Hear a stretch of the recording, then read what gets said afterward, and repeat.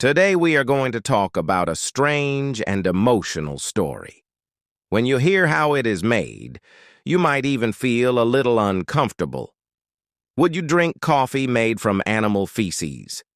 It sounds unusual, but one of the most expensive coffees in the world is made exactly that way. It is also known as Kopi Luwak, or civet coffee. So today, let's explore the fascinating and emotional story behind Kopi Luwak. Stay with us until the end of the video.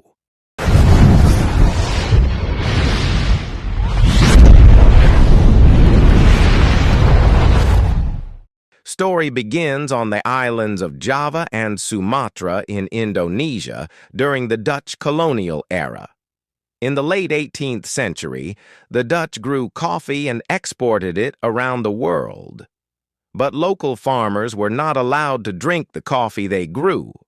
Doing so could lead to punishment.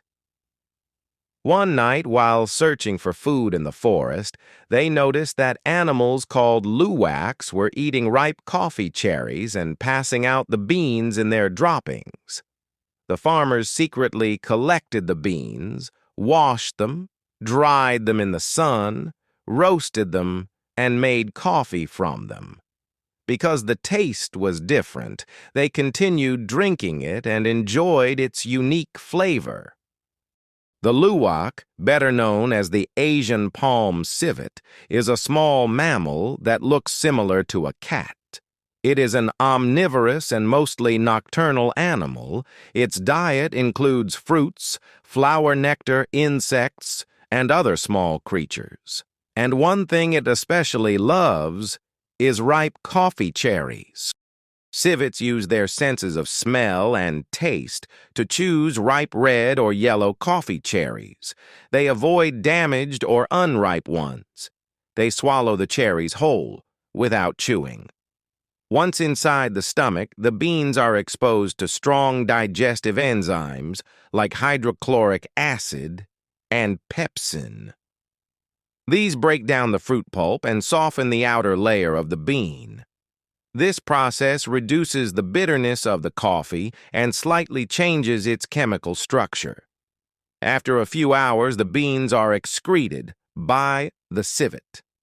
When they are cleaned, roasted, and brewed, the result is a coffee with a smoother taste and unique aroma, often described as chocolatey or caramel-like. In simple terms, the civet's stomach acts like a natural coffee processor, transforming the beans before they even reach the cup. Over time, this local secret spread from Indonesia to the Dutch, and Kopi Luwak entered the global market.